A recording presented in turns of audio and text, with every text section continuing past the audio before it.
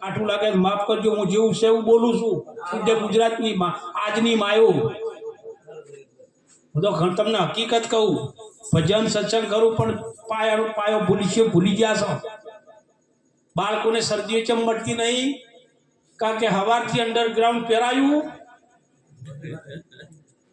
એ પહેરાયું ડાયફર.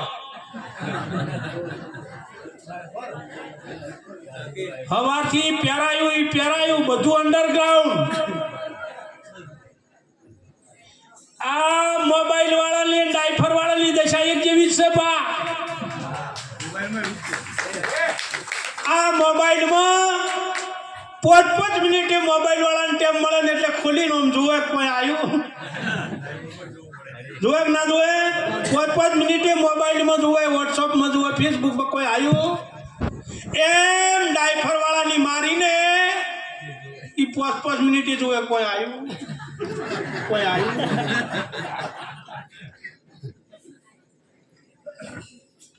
છોકરાને સાફ કરી, 2-3 બાળકો હતા ને તો એ માવડીઓ એ બાળકોને સાફ કરતી હતી ને આજની માયાની દશા આવી છે ભાઈ.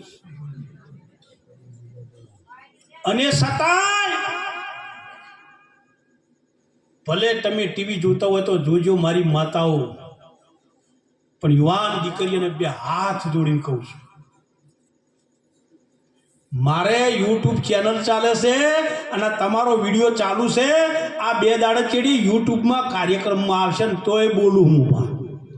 કોઈની પરવા કર્યા. યુવાન દીકરીઓને 2 હાથ જોડીને વિનંતી કે ટીવીમાં ઘણી સિરિયલો ધાર્મિક આવે છે, જોજો, પણ અનુપમા ના જોતા. મારી બોન અનુપમા ના જોતા. કેવી દશા ભૈયાને રખડતા થઈ ગઈ રહ્યા. જોવાનું જોજો, વફળવાનું વફળજો, ન કે ઘરમાં દુઃખ બહારથી નહીં આવતું. દુઃખ આવે ને તો એ આપણું જ.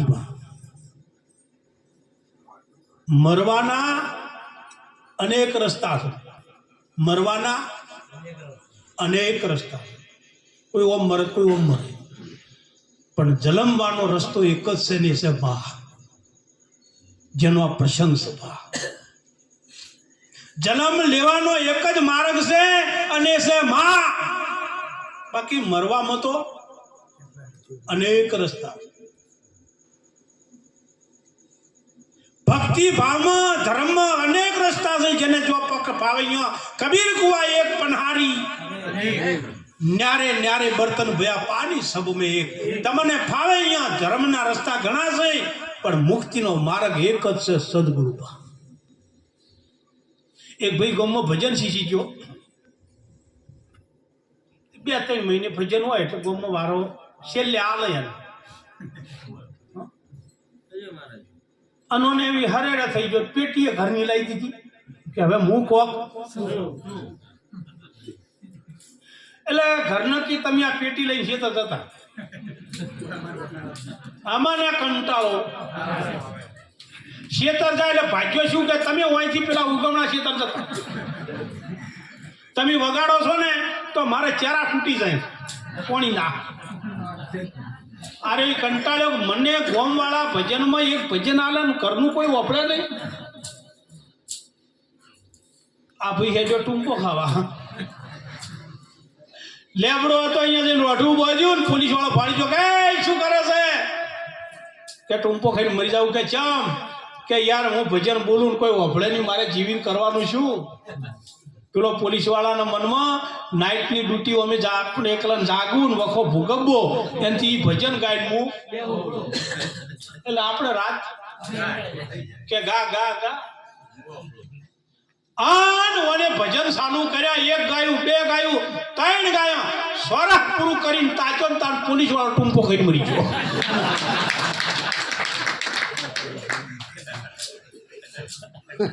જવરસિંહ ચોરા પૂરું કરીને વાંચું ઉઘેડીને તાર તો એના બધેલા રોડે પોલીસ વાળો વળી ગયો તો. હરી હરી પોલીસ વાળા ને એમ થયું ગોડે વફળવો, એમથી તો મરી જા.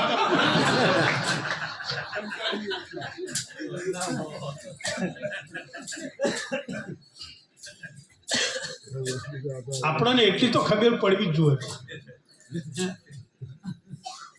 મોજમાં રહેવું અગમ અગોચર અલેખ તળીની મેલ મોટાને મન જેના હોકડા.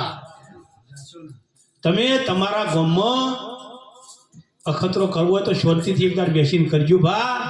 ઘણીવાર આપણા ઘરનો રોટલો કૂતરાય નહીં ખાતો. હજુ કંઈક પ્રેમ છે ને તો આ ગામડામાં છે.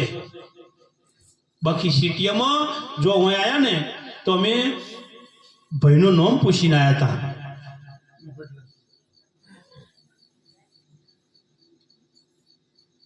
મફતલાલનું નામ પૂછીને આવ્યા હતા પરિવાર હતી.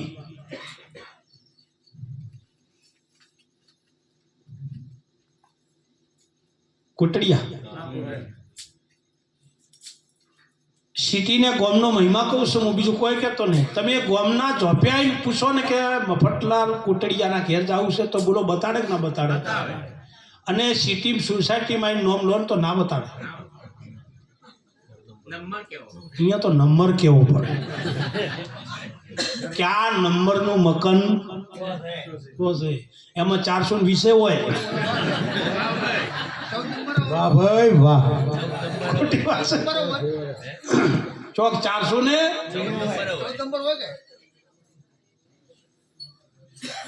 તો બોલો ઓય કેટલો પ્રેમ છે, કેટલો ભાવ છે.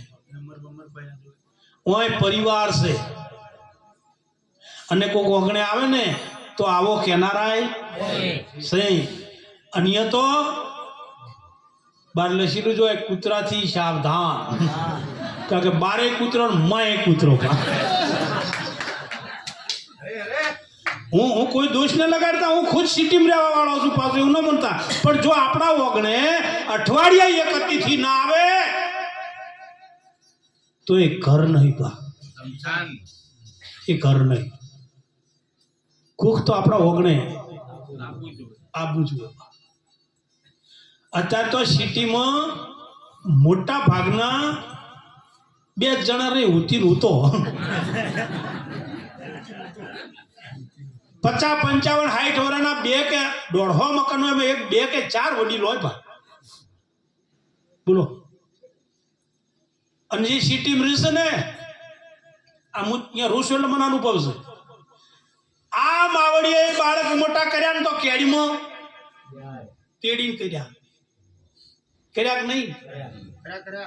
પ્રવાસી તીર્થે ગમે અહીંયા જતા હોય ને તો કેડીમાં બાળક હોય. અને આજ શું થયું છે બા? માને ખબર જ નહીં કોઈ બિહારાય કે ના બિહારાય. માનવા ખૂંટી જ નહીં પડતું થાય.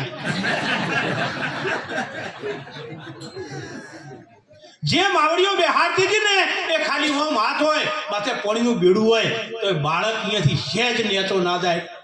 હતા તો એ પકડી લીધું ઘણું આવી જાય હોય. એટલે અત્યારના યુગમાં કોમ્પ્યુટર માણસો, બુદ્ધિજીવી માણસો છે.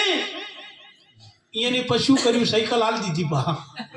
તે જેનો હારો કે હાવરો ને એ છોકરાને સાયકલ લઈને રખડાય. પેલી ટીવી જુઓ ને આ સાયકલ લઈને મોટા માર. શું દશા આવી બા, નવાઈ લાગ્યા.